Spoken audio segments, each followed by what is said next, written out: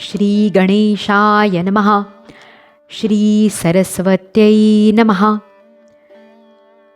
शत्रुजहि जयं देहि, सर्वान् कामांश देहि मे.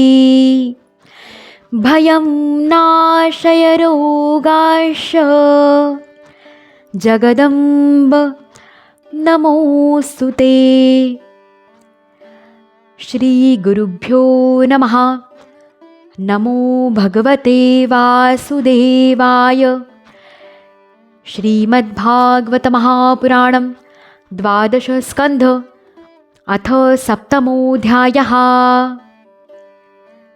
अथर्ववेदाच्या शाखा आणि पुराणांची लक्षणे. श्री सूत म्हणतात, सुमंतुमुनी अथर्ववेदाचे ज्ञानी होते. आपली संहिता त्यांनी आपला शिष्य कबंध याला शिकविली. कबंधाने त्या संहितेचे 2 भाग करून पथ्य आणि वेददर्श यांना ती शिकविली. वेददर्शाचे शौकलायनी, ब्रह्मबली, मोदोष आणि पिप्पलायनी या नावाचे शिष्य होते. आता पथ्याच्या शिष्यांची नावे ऐका. शौनका, कुमुद, शुनक आणि अथर्ववेत्ता जाजली असे पथ्याचे 3 शिष्य होते. अंगिरा गोत्राचा शुनक, याचे बभ्रू आणि सैंधवायन असे 2 शिष्य होते. त्यांनी 2 संहितांचे अध्ययन केले. अथर्ववेदाच्या आचार्यांमध्ये यांच्याखेरीज सैंधवायन इत्यादींचे शिष्य सावरणे इत्यादी, तसेच नक्षत्रकल्प, शांती, कश्यप, अंगिरस इत्यादी पुष्कळ विद्वान होऊन गेले. आता मी तुम्हाला पौराणिकांच्या संबंधी ऐकवितो. त्रय्यारुणी, कश्यप, सावरणी, अकृतव्रण, वैशंपायन आणि हारित असे 6 पुराणांचे आचार्य प्रसिद्ध आहेत. व्यासांचे शिष्य असलेल्या माझ्या वडिलांच्याकडून हे एक संहिता शिकले होते. या 6ही आचार्यांकडून मी सर्व संहितांचे अध्ययन केले. याखेरीज आणखी 4 मूळ संहिता, कश्यप, सावरणी, परशुरामांचे शिष्य अकृतव्रण आणि मी अशा 4घांनी व्यासांचे शिष्य असलेल्या श्री रोमहर्षणाकडून यांचे अध्ययन केले.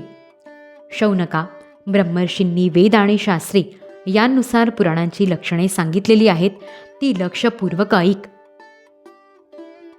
शौनका, पुराणे जाणणारे विद्वान असे सांगतात की पुराणांची सर्ग, विसर्ग, वृत्ती, रक्षा, मन्वंतर, वंश, वंशानुचरित, संस्था, हेतू आणि अपाश्रय अशी 10 लक्षणे आहेत. काही आचार्य पुराणांची 5च लक्षणे मानतात. दोघांचेही म्हणणे बरोबर आहे, कारण महापुराणांची 10 लक्षणे असतात आणि लहान पुराणांची 5. जेव्हा मूळ प्रकृतीतील साम्यावस्थेत असलेले गुण प्रक्षुब्ध होतात तेव्हा महत्तत्वाची उत्पत्ती होते. महत्तत्वापासून तामस, राजस आणि सात्विक अशा 3 प्रकारचा अहंकार निर्माण होतो. यापासूनच पंचतन्मात्रा, इंद्रिये आणि विषयांची उत्पत्ती होते. या उत्पत्ती क्रमाला सर्ग म्हणतात. परमेश्वराच्या कृपेने सृष्टी निर्मितीचे सामर्थ्य प्राप्त करून घेऊन महत्तत्व इत्यादींनी पूर्वक्रमानुसार उत्पन्न वासनानुरूप केलेली जी कार्यरूप चराचर शरीरात्मक जीवाची उत्पत्ती तिला विसर्ग म्हणतात. एका बीजापासून दुसरे बीज उत्पन्न व्हावे तसे हे होते. हालचाल करणाऱ्या प्राण्यांची स्थिर पदार्थ ही वृत्ती म्हणजेच जीवननिर्वाहाची सामग्री होय. तिच्यापैकी काही माणसांनी स्वतःच्या इच्छेनुसार तर काही शास्त्राच्या आज्ञेनुसार निश्चित केली आहे.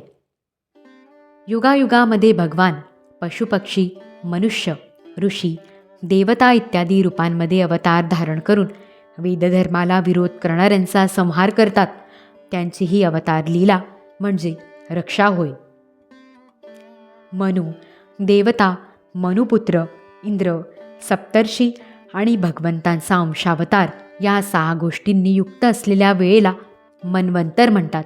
ब्रह्मदेवापासून जितक्या राजांची उत्पत्ती झाली त्यांच्या भूत, भविष्य आणि वर्तमानकालीन संततीला वंश म्हणतात. हे राजे तसेच त्यांच्या वंशजांच्या चरित्राचे नाव वंशानुचरित असे आहे. या ब्रह्मांडाचा स्वभावताच प्रलय होतो. नैमित्तिक, प्राकृतिक, नित्य आणि आत्यंतिक असे त्याचे 4 भेद आहेत. यांनाच तत्त्वज्ञ विद्वान संस्था म्हणतात. पुराणांच्या लक्षणांमध्ये हेतू नावाने ज्याचा व्यवहार होतो तो जीवच आहे. कारण वास्तविक तोच सर्ग विसर्ग इत्यादींचा हेतू आहे. म्हणजेच अविद्येने तो कर्मे करणारा आहे. काही विद्वान त्याला अनुशयी म्हणजे प्रकृतीमध्ये निद्रा करणारा असे म्हणतात, तर काही जण त्याला अव्याकृत म्हणजे प्रकृती रूप आहे असे म्हणतात. जागृती, स्वप्न आणि सुषुप्ती या जीवाच्या वृत्तींचे अभिमानी असणारे विश्व, तैजस आणि प्राज्ञ या मायामय रूपांमध्ये भासणारे आणि या अवस्थांच्या पलीकडील तुरीय तत्वांमध्ये सुद्धा असणारे जे ब्रह्म, त्यालाच येथे अपाश्रय म्हटले आहे.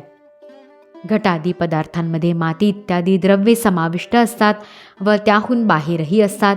किंवा नाम व आकार यामध्ये केवळ सत्ता असते, पण ती त्याहून बाहेरही असते. त्याचप्रमाणे जन्मापासून मृत्यूपर्यंतच्या अवस्थात ब्रह्म उपादान कारण म्हणून समाविष्ट असते व निमित्त कारण म्हणून बाहेरही असते. त्यालाच अपाश्रय म्हणतात. चित्त जेव्हा योगाभ्यासाने तिन्ही वृत्तींचा त्याग करून शांत होते, तेव्हा आत्मज्ञानाचा उदय होतो आणि आत्मवित्ता पुरुष कर्मवासना आणि कर्मप्रवृत्ती या दोहोंपासून निवृत्त होतो. हे ऋषींनो, इतिहासज्ञ विद्वानांनी अशा लक्षणांनी युक्त अशी लहान मोठी 18 पुराणे सांगितलेली आहेत. त्यांची नावे अशी आहेत: ब्रह्मपुराण, पद्मपुराण, विष्णुपुराण, शिवपुराण, लिंगपुराण, गरुडपुराण, नारदपुराण, भागवदपुराण, अग्निपुराण, स्कंदपुराण, भविष्यपुराण, ब्रह्मवैवर्तपुराण, मार्कंडेयपुराण, वामनपुराण, वराहपुराण, मत्स्यपुराण, कूर्मपुराण आणि ब्रह्मांडपुराण अशी ती 18 होत. शौनका व्यासांच्या शिष्य परंपरेने जी वेदपुराणे पुढील पिढ्यांपर्यंत नेली ते मी तुला सांगितले. हे वर्णन ऐकणाऱ्यांच्या आणि वाचणाऱ्यांच्या ब्रह्मतेजाची अभिवृद्धी करते. अध्याय 7 समाप्त. इति श्रीमद्भागवत महापुराणे पारमहंस्या संहिताया 12 स्कंधे 7मोऽध्यायः. ऋषिकेशमेवागमनकायजातं हरे ज्ञानतो ज्ञानतो विश्वसाक्षिन् क्षमस्वापराधं क्षमस्वापराधं क्षमस्वापराधं प्रभो क्लिन्नचित्त. श्रीकृष्णार्पणमस्तु. गोपाल कृष्ण भगवान की जय. उदासीन हे वृत्तिजीवी धरावी, अतिआदरे सर्वसेवा करावी.